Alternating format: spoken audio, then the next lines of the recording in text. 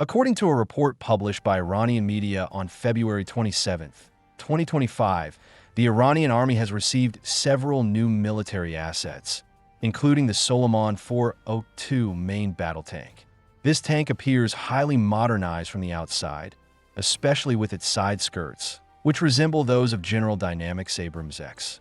However, beneath its exterior lies an aging platform, none other than the American M60 Patton main battle tank, which has been in service for over half a century. Why has Iran gone to great lengths to upgrade a Cold War-era tank? Can this upgrade project, named after a Persian imperial monarch, equip the M60 with the capabilities needed for modern warfare?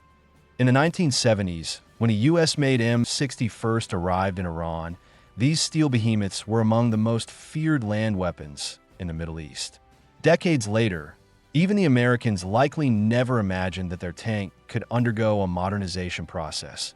Not by them, but by Iran, a country they now consider an adversary.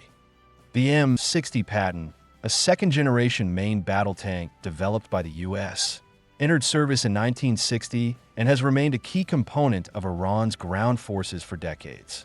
During the 1970s, under the rule of Shah Mohammad Reza Pahlavi, Iran acquired a large number of M60 tanks. However, after the Iranian Revolution, the US halted military supplies to Iran, yet the M60 continued to serve as the backbone of the Iranian armored corps. Over the years, Iran has conducted extensive maintenance and upgrades on the M60 to ensure its combat effectiveness despite its aging design. As early as the 2000s, Iran initiated a preliminary modernization of the M60A1, producing an upgraded variant called the SamSam.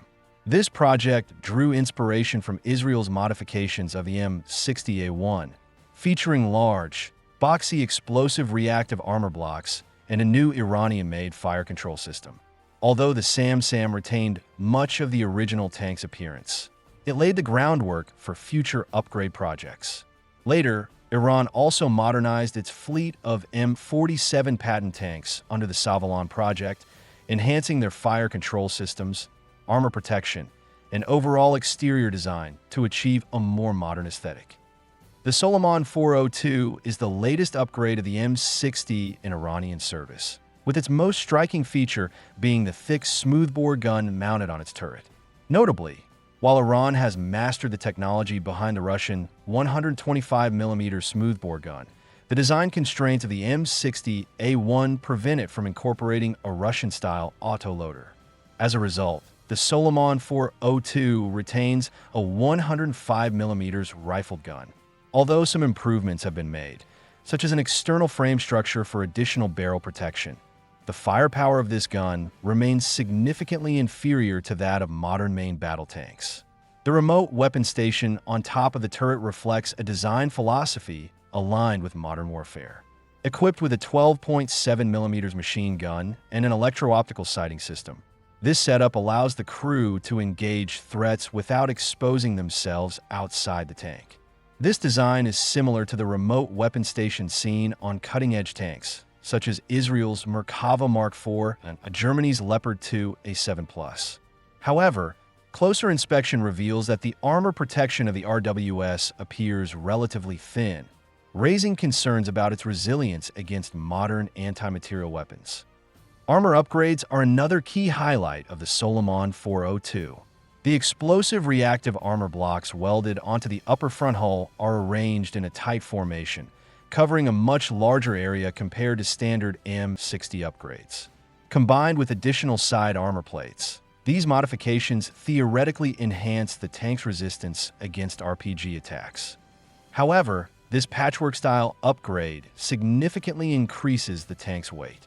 The original M60 had a combat weight of approximately 52 tons, and with these enhancements, it is likely to exceed 60 tons. While reports suggest the tank has been fitted with a new engine, the exact model and power output remain undisclosed.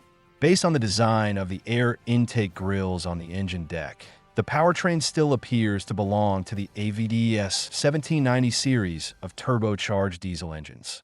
If the engine upgrade is not substantial enough, the increased weight could result in a noticeable decline in mobility. The digital upgrade of the fire control system is arguably the most practical enhancement of the Soleiman 402. The turret is equipped with infrared warning receivers and the Shtora active infrared countermeasure system. While this system has proven less effective in actual combat and has been gradually phased out by the Russian military, Iran has nonetheless chosen to integrate it into its latest tank. The system's primary function is to provide an early warning when the tank is locked onto by enemy laser-guided weapons and to disrupt incoming missiles by emitting intense infrared pulses. Additionally, the inclusion of a new thermal imaging system and laser rangefinder theoretically extends the tank's effective engagement range to over 2,000 meters. However, the real concern is system integration. Given Iran's limited technological capabilities in the electronics industry, ensuring seamless cooperation between these subsystems, sourced from different countries, will be crucial to the tank's actual battlefield effectiveness. Reports suggest that some sensors may have been procured from an East Asian country, though the exact source remains unconfirmed. Looking back at history helps contextualize this upgrade. Before the 1979 Islamic Revolution, Iran possessed the most formidable armored force in the Middle East, with nearly 900 British Chieftain and American M60 tanks. However, during the grueling 8-year Iran-Iraq War, these Western-made armored formations suffered severe defeats against Soviet-built T-72. The 1980 Battle of Basra exemplified this disparity. An Iraqi battalion of T-72 decimated 2 Iranian armored battalions in open terrain without suffering any losses. This technological gap extended beyond firepower and armor. It reflected a fundamental shift in combat doctrine. Soviet tanks prioritized see-first, destroy-first engagements, making Iran's reliance on optical sights a fatal vulnerability in night battles. The lessons of war drove Iran to seek military technology from the East. A 1990s deal with Russia to acquire T-72 tanks had the potential to shift the balance, but under Western pressure, Moscow ultimately delivered fewer than 500 units before backing out of the agreement. This strategic predicament led to the development of Iran's indigenous Karar tank program, but limitations in engine and armor technology kept mass production stalled for years. Today, as neighboring countries field advanced tanks like the M1A2 Abrams, Leopard 2A6, and T-90MS, Iran's armored force remains largely outdated. 70% of its 1,500 tanks are Cold War-era models. As a result, modernization is no longer an option but a necessity. However, there are inherent limits to this patchwork modernization.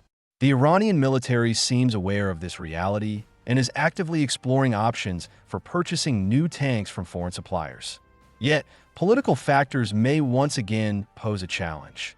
Whether any country is willing to risk angering the United States by selling Iran modern armored vehicles remains an open question.